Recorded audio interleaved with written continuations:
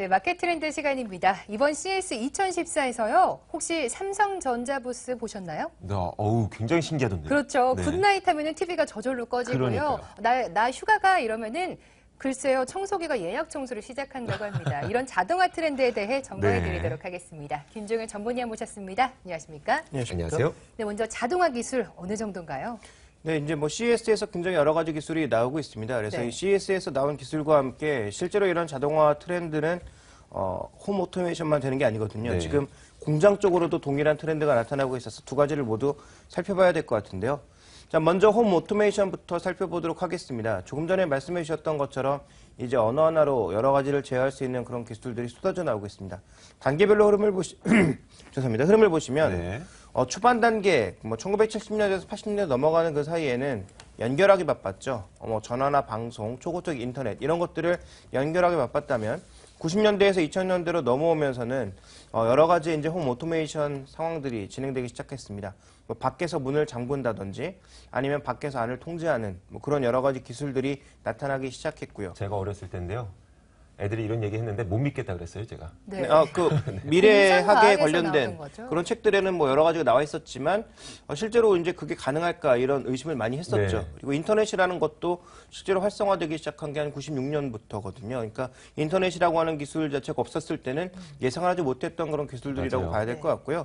최근에 이제 나오고 있는 것은 조금 전에 언급해 주셨던 스마트 홈입니다. 그래서 모든 기기에 연결을 가능하게 하는 와이파이 기술, 이런 기기 간 연결을 통해서 사물 인터넷이 발전할 것이다라는 얘기는 그동안 저도 쭉 드려왔고요. 어떤 커넥티드 기기들이 늘어날 거냐 그랬더니 이제 소비자 가전이 가장 빠른 속도로 늘어날 것으로 현재 예상을 하고 있고요. 두 번째로는 스마트 미터라고 해서 내가 집에서 쓰고 있는 가스, 전력 이런 요금들을 제어할 수 있는 여러 가지 기술들 이런 것들도 이제 늘어날 것으로 예상이 되고 있고요. 또 하나 이제 시장에 중요하게 보고 있는 건 헬스케어. 그래서 스마트 홈 내에서 가장 또 중요한 것 중에 하나가 스마트 헬스케어라는 거죠. 그래서 내 집에서 원격으로 의사와 상담하는 형태의 진료를 받고 또 처방전을 받아서 약국에서 약만 타오는 그런 형태의 진료도 이제는 가능하다라는 것이고요.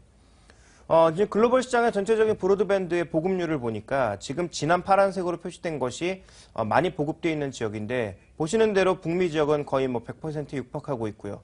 우리나라를 포함한 일본 지역, 호주, 남미의 일부, 그다음에 유럽의 일부 지역들은 거의 100%에 가깝고 20% 이상을 차지하고 있는 지역들이 대부분입니다. 과거 이제 공산주의 국가로 꼽혔던 그런 국가들도 인터넷 브로드밴드의 보급률이 높아지고 있는 만큼 홈 오토메이션을 진행할 수 있는 그런 여건들은 서서히 늘어나고 있다고 봐야 될 것 같고요. 실제로 미국의 AT&T에서는 스마트홈 서비스를 대대적으로 광고하고 있습니다. 그래서 이 태블릿으로 집안의 여러 가지 사항들을 제어할 수 있는 그런 기술들을 본격적으로 내보내고 있는 상황이죠. 자, 그리고 글로벌 브랜드 중에서 파나소닉이라고 하는 이 브랜드는 지금 한국에 밀려서 과거 이제 가전의 영광을 많이 내주었습니다. 그래서 최근에 파나소닉은 면도기만 파는 회사 아니야 이런 평가까지 받고 있습니다만 실제로 아직도 여러 가지 가전을 만들고 있는데요. 이들이 앱과 클라우드 서버를 이용을 해서 실제로 에어컨이라든지 아니면 여러 가지 그 가전 기기들을 모두 제어할 수 있는 그런 기술들이 이미 나와 있고요.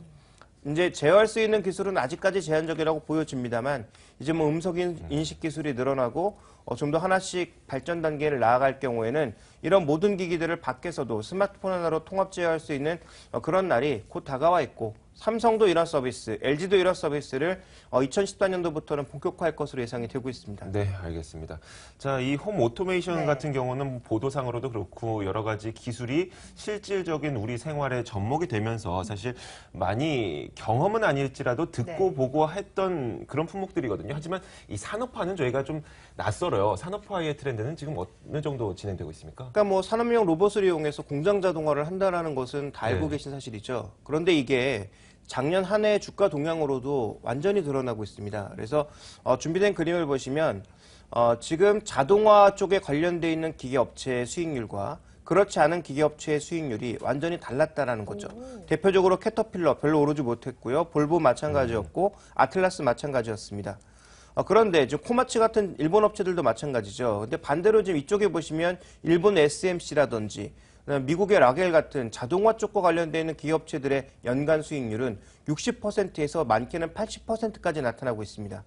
그러니까 기계업체들도 자동화 기기 쪽과 관련된 수요가 폭발적으로 증가했다라는 거죠. 네. 그래서 이쪽의 수익률은 굉장히 좋았지만 그렇지 않은 공작 기계나 건설 기계 쪽은 죽을 수 없다라고 좀 봐야 될 것 같고요. 그러니까 전체적으로 지금 이 홈 오토메이션뿐만 아니라 공장 자동화의 흐름도 굉장히 가파라지고 있다라는 것이 주가의 동향으로 그대로 설명이 되고 있는 것이고 네. 또 하나 지금 살펴봐야 될 게 미국이 최근 가장 신경 쓰고 있는 게 리쇼어링, 즉 고용을 늘리기 위해서 제조업을 다시 끌어와야 된다라는 것이 네. 오바마의 정책이고 미국의 또 정책 아니겠습니까? 그런 관점에서 미국의 민간 투자를 좀 보실 필요가 있겠는데요. 준비된 그림을 보시면 그동안 주거 쪽에서 빠르게 늘었던 것이 주거는 서서히 둔화되고 있는 양상이고 비주거 쪽에서 민간 투자가 빠르게 증가하고 있는데요. 이 비주거를 좀 더 세부 항목별로 살펴봤더니 비주거 중에서는 구조물에 관련된 것이 빠르게 증가하고 있습니다.